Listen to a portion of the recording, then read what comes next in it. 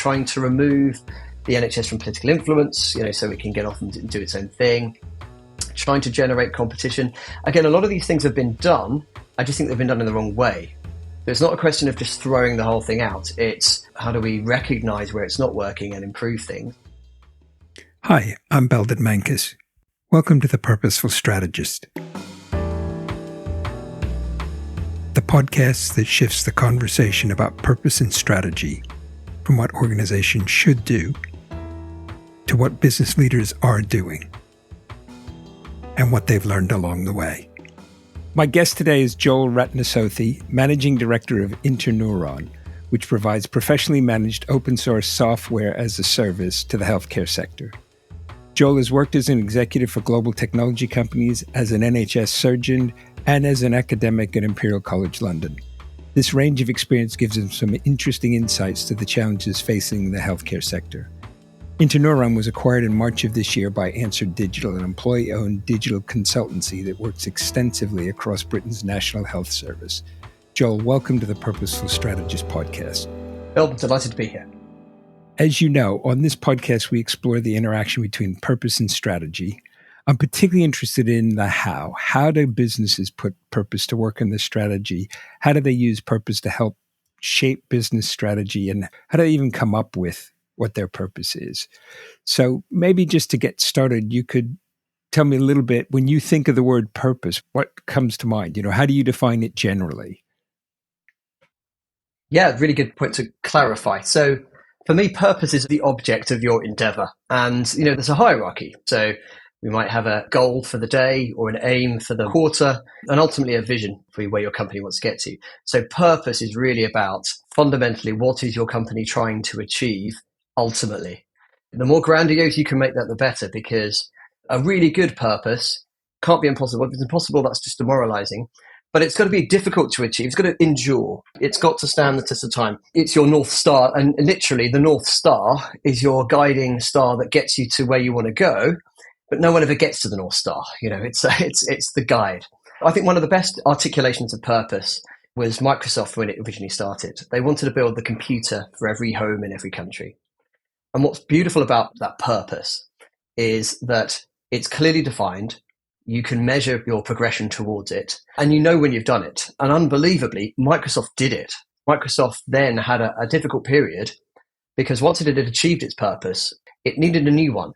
And, marketing statements of intent are not the same as a really clear purpose. So my purpose really started back when I was practicing medicine and my experience of the system. The system is not what you would think it would be. It is much more haphazard, much more organic, and lacked a visible structure that would allow it to improve. And the technology part of that is often a reflection of your organizational design. So groups that are well organized tend to benefit from technology. Groups that are not organized tend to suffer from technology because the technology often doesn't understand what it's there for. So my experience as a clinician and frustration with the system really sort of took me on the journey to starting Interneuron. And, Interneuron's purpose is very much aligned to my personal desire to see something change in the world. So if you had to kind of sum that up for Interneuron, what is its purpose?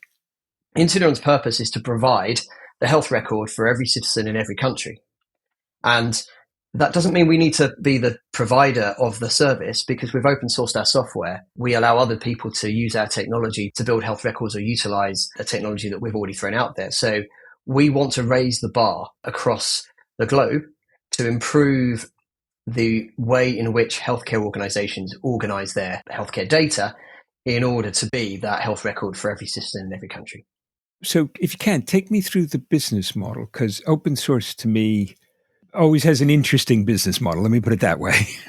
Yeah. So lots of companies now use open source software for various very good business reasons.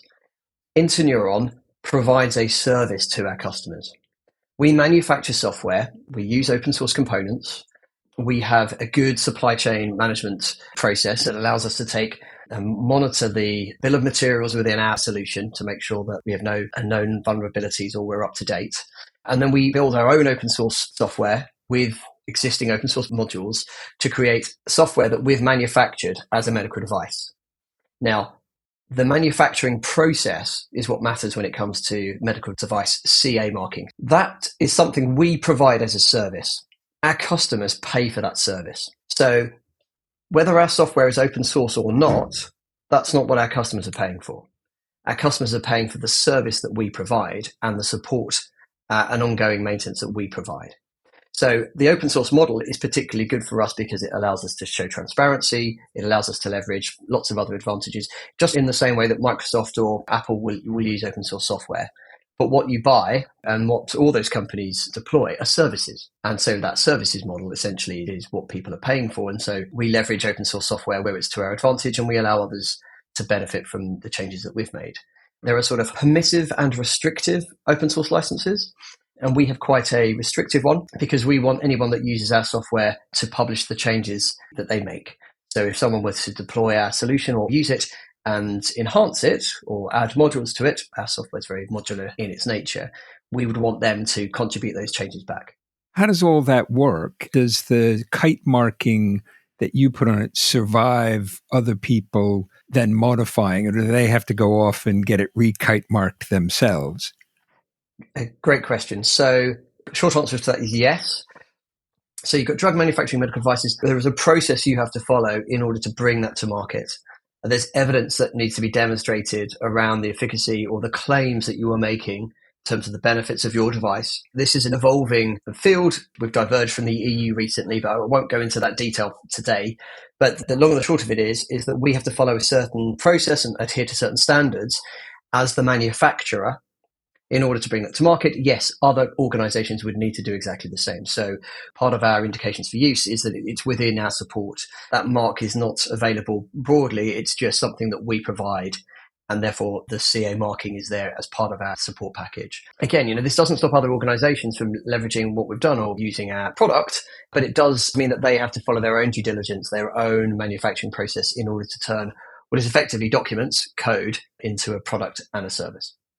Yeah. You've recently been acquired. How do you think about purpose in the middle of all the decisions one has to make and all that sort of stuff? The business model that we've adopted is very much a means to an end. So you look at the companies that have succeeded and the ones that have done the best in the market that we're in. And we're in a very specialist B2B market. So, we're business to business. Our customers are specialized. The ones that survive tend to be the ones that go the distance, privately owned, allowed to innovate, really focus on the quality of their products and the user experience. And the goal for me certainly was to spend enough time on R&D so that we've got something that really does set us apart. We started off as what you might understand to be a B Corp, it's a community interest company, and that model has served us really well. But we've got to a point where we've needed to raise funds, and funding has become something that wasn't going to be forthcoming with the model that we'd adopted, realizing that wasn't going to work. And the next best model, or the one we're delighted to be acquired by Answer Digital, is employee ownership. So again, it keeps that same ethos. We're a very customer-centric organization, but it allows a culture within the company to be very much focusing on what's right for our customer and what's right for our end users. Maybe I can go into a bit more detail about why that's a problem. So in healthcare, our user is not our customer. What I mean by that is the person that signs the check is either chief exec, financial director, or IT director. And the person that signs the check isn't the person that has to use the product. There's usually a procurement. It usually takes a long time. During that process, there's a lot of pressure to get the best financial outcome for the purchaser. And that usually means that the price is the real driver of decision making. So if you look at the software in hospitals today and see their products, you'll be a little bit stunned at how antiquated that they look. The reason for that is they don't need to keep investing in the user experience of their products because the person that's making the purchasing decisions isn't interested. They will delegate that to somebody else further down the tree, or they'll ask the organization in general. As a result, there's not a huge amount of competition there to really drive improvements. To get past that, you've got to have a business model that will allow you to do both. You can't ignore the first because that's what's going to win your business.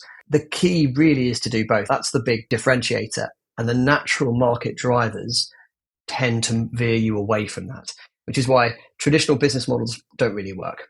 You can borrow a lot of money.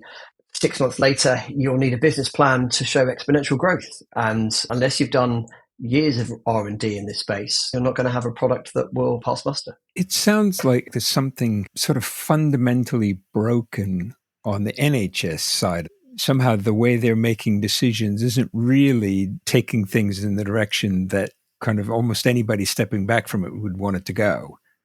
I'll agree there's something broken, but I would disagree that it's the NHS. Any back office EPR type solution where the buyer isn't the user. I think defence suffers from the same problems.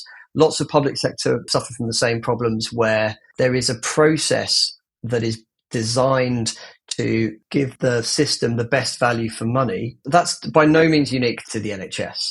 So I think the private sector suffer from this as well. It does seem to me that set of goals for the purchasing people of keep the cost down as much as possible rather than enable the doctors and the rest of the healthcare professionals to do a better job. Somehow that's part of the problem. Yeah, if you're on the NHS side, how do you fix that problem? It's a great question. There's a lot of effort to try and fix this. So there's a lot of initiatives to help SMEs get into this space, create more competition. The problem is that competition needs to be driven by continuous growth. In this particular space, there's not the room to grow. Maybe you've got 100 customers. If you need to double the number of customers you have every few years, you're not going to grow. You've just run out of customers. There's definitely a disconnect. The managers or the executive often have different goals to your jobbing clinician. That probably creates a fair bit of tension. But you've got a third layer, of course. You've got politics. You've got politicians. So, every 4 years, you've got some new initiative. You've got a political driver, you've got a managerial driver, and you've got clinical drivers. So when we're selling to organizations, and we have to make sure we've managed our clinical engagement, our end users, we need our IT and finance engagement, and you need your executive engagement. Without those three things, you're not going to tick all the boxes. And the healthcare system definitely suffers from that problem. I don't think this problem is not understood. I definitely understood. It's just we haven't got to the right answer yet. We're trying to remove the NHS from political influence, so it can get off and do its own thing. Trying to generate competition. Again, a lot of these things have been done. I just think they've been done in the wrong way. So it's not a question of just throwing the whole thing out. It's how do we recognize where it's not working and improve things? I think procurement's a really good thing that can do with an overhaul. If you look at the cost of procurement, you can spend as much on a procurement as the thing you are buying costs, which is insane. Trying to unpick that would be, I think, worthwhile from probably a civil service perspective rather than a political perspective. Yeah. Just to kind of bring it back to Interneuron, and apologies for me kind of veering it off into the discussion about the whole system, and probably a question I should have asked earlier. If you can, give me a sense of the scale of Interneuron, Answer Digital. What does all that look like? Interneuron has been around for 6 years. We've got a handful of customers in the UK and predominantly NHS. And we've moved recently into social care. So we do some work with a charitable organisation that provides occupational therapy. And we're working with those organisations really to start to bridge the gap between health and social care, but also support that interface between the two, because that's definitely the direction of travel. Answer Digital have been around for 25 years. They are still technically an SME, but they've got over 100 employees dotted around the country, providing services, a larger number of services for the NHS, but they're not exclusively a healthcare organisation. So healthcare was one of their verticals. So if we can, let's go back to the beginning. How did you get to the purpose for Interneuron? I've kind of got sort of your frustrations and all of that, but how did you end up focusing on patient records rather than, a million other things you might have gone after? Yeah, I mean, this has been a very long journey for me because I practiced medicine for years. My dad worked in the tech industry. I knew how to code. The most exciting handheld device was a Palm Pilot. I don't know if you remember those. I learned to write some software on one to help with some basic tasks. And, this is very much a novelty. I rapidly saw how those handheld devices, which became phones, could leapfrog the problem of this desktop, laptop software problem, distributing a problem across the team, across an organization, and helping workflow could feed into management data. So I spent a long time sort of thinking about this and looking at it in an abstract sense. And I did a lot of soul searching, what did I want to achieve? What was my purpose? For me, strategy is a means to an end, and the purpose is that end. I initially penned down the idea, well, what did I want to do? And I wanted to fix the system, but that's too nebulous. So I narrowed that down into make healthcare IT work. How do I make healthcare IT work? And so that then became the thing I wrote down in the Moleskine book, and started to, do a lot of thinking around that, and what was wrong, where were the solutions? And, you start to look at the technologies that were evolving at the time. So making healthcare IT work, I'm still focusing on the how. So I left medicine. Now, I pretty much committed to a surgical career at that point. I'm a member of the Royal College of Surgeons. I have a medical doctorate. I've got loads of letters after my name. And, I then decide, being here doesn't help me make healthcare IT work. And I did try. So, I looked in the mirror one day and thought, well, how much do I want to achieve this? What am I prepared to do?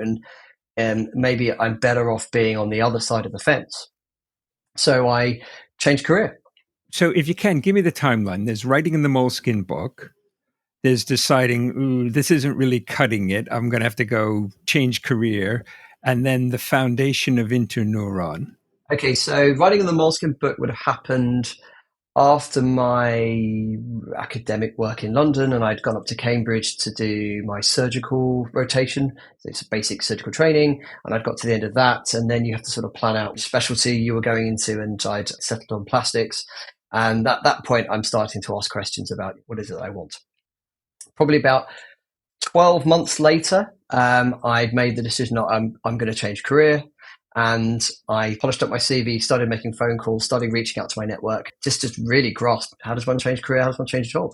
That was, a difficult process. And I ended up working for one of the large systems integrators on an innovation project. It was an interesting group of us that were hired, and myself, there's a chap from the army, a business consultant, a teacher, an entrepreneur, a real mix of people. But it allowed me to move.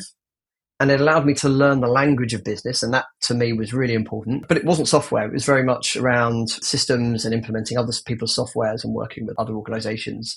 And then I ended up working for a Microsoft startup joint venture called Caradigm, which was a joint venture between Microsoft and GE. And that's really where, I got involved in the sort of front end design of software and really engaging with software developers and how the product would work. Now, what was fascinating about that organization is that it was extremely well funded. It had a lot of very smart people. But ultimately, in the UK, the market wasn't going to grow fast enough for its needs. And so it moved out. And when it pulled out, I turned around to two of my colleagues and said, okay, let's start a company and we can fill this void, because there's definitely a void here that was being met. And so that was my opportunity to start my own business. Talk me through the business strategy and how, as you said, it's a means to an end. So what's the business strategy and how does it serve that end, that overall purpose? Yeah, so if you look at healthcare records in the UK, it's fragmented. And that fragmentation of healthcare records really disrupts the way in which the healthcare service can change or innovate. Most of your specialist diagnostic information is kept in secondary care. Most of your day-to-day routine medical diagnostic information is kept in primary care. And primary care is where your generalists generally live and work. And the specialist, up-to-date, latest ways of working are kept in secondary care. I briefly worked in primary care. I did 4 months as a house officer in primary care. So I've seen both sides of that working environment. So it made more sense to get into secondary care. So joining up the secondary care data became something that I knew a lot about. And by joining that up, moving into community and then connecting to primary, you can start to build a single view of your patient record, which then allows you to do innovative things like change the location of care. Does an outpatient appointment really need to be in a secondary care environment? Could it happen in a primary care environment? Does it need to happen in an environment at all? Can a patient just click on a text message link and be on a Zoom call or a Teams call? It's one of the things that we've built for our occupational therapy assessments. Patients don't need to be physically seen if all the person needs to do is really just assess them for an appropriate condition or need to look around their house. That can happen remotely. So that saves people an awful lot of time. You can only really transform a lot of how you want to provide these services if you've got access to the complete patient record, to a more holistic view of the data. And, we could talk about why is it fragmented? That's a political and different question. But if you can join it up, support the health record of every citizen, then your health service and your social care service has a real chance of reforming the way it works. It can choose where, it can choose when, and who sees you, because we're never going to stop needing to improve the solutions that we have. They would build the platform that allows us to do that repeatedly. It sounds like you've been on quite a journey, and yet it also sounds like you're just really starting in some ways. There's definitely a type in this world, in this industry, that starts companies and keeps them going. We're very much a group that looks forward and not backwards. Healthcare tech changes very slowly. You need a long-term vision. You need to have a long-term project. Multi-year plans are absolutely an important part of that. But having said that, it's still quite encouraging to see the change that's happening, and you get the feeling we're close. It just takes the right politician with the right hospital, a few innovative individuals that just connect the dots. We're not far away. Reflecting on your own experience, and maybe even thinking about some of the roads not taken, what advice might you give to other business leaders as they think about purpose and strategy? So, purpose is everything. Your strategy will change. Be super disciplined with yourself, because you're going to spend a lot of time getting up in the morning, and it's not going to be something that you're going to want to throw yourself at. So it needs to be something that will move you personally and motivate you personally. But often people will delay making that purpose. So that, I want to be a CEO is not a purpose. I want to work in healthcare IT is not a purpose. A purpose is something you can write in the past tense. Write it with an ED on the end. And you do that because you want to know when you've done it. Even if it's a long and enduring road, it's got to be something that is accomplishable, achievable. And if you write it in the past tense, that's an easy way to know, to recognize when it's been accomplished. Because once you've got that, if that's your motivation, if that's your goal, everything else sort of follows. If you've got enough time and you're tenacious enough, then, your opportunities will arise. You just have to just bide your time.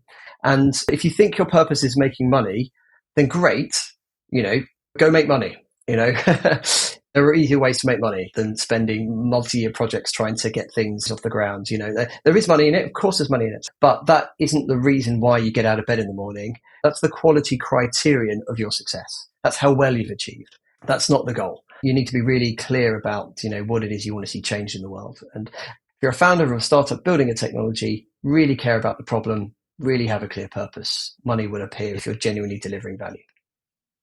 Yeah. Anything we haven't touched on you'd like listeners to know? You can't do it all yourself. If we're talking about startups and we're talking about founding companies, you go through a very strange journey where you are doing all of the work. And then depending on your success, often quite quickly, you're having then to delegate the things that you care about a lot to other people. That's difficult. The more power you have, the less you feel you have. All these phenomena will happen. So you have to keeping yourself in check. You have to trust people and build a proper team. And, I say the best way to make someone trustworthy is to trust them. It's as much about the person trusting as it is the person who is trustworthy. Sure. Yeah. Well, I don't know about you, but I do find myself every now and then thinking about something going, I wish somebody had told me. And then I realized, actually, they had. I've read this. I've known this for a long. I just haven't done anything with it. Exactly. And you can't tell anyone anything. The really big things that really make a difference, the real wow moments you have are things that people, will tell you every day, but you don't really know what that means. You haven't really understood the power of that concept. And, you can be Cassandra and just scream, the future's this, but no one will understand you. People have to come on their own little journeys and work stuff out themselves. You can help them. You can learn something from most people. Certainly most, senior business people, they'll definitely have something you don't know. But you've really got to want to know what it is, because it's not easy to just divine the, important things. I did a lot of work with in one of the companies on sort of process stuff. And I had this sort of penny drop moment. We need to separate what we want to achieve from how we achieve it. And you've said this a few times, Gordon. As a business consultant, you're you're baked in this concept. And yet you will see people talking about this sort of input-output type of process-driven stuff where it's a series of tasks that they bake in.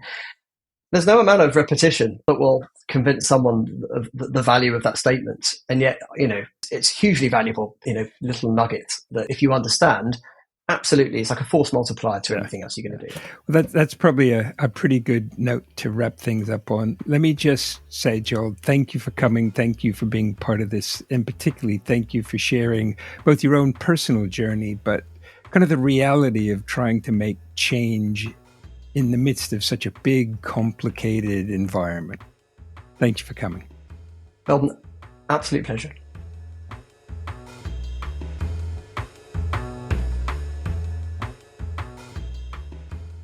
Thank you for joining us for this episode of The Purposeful Strategist.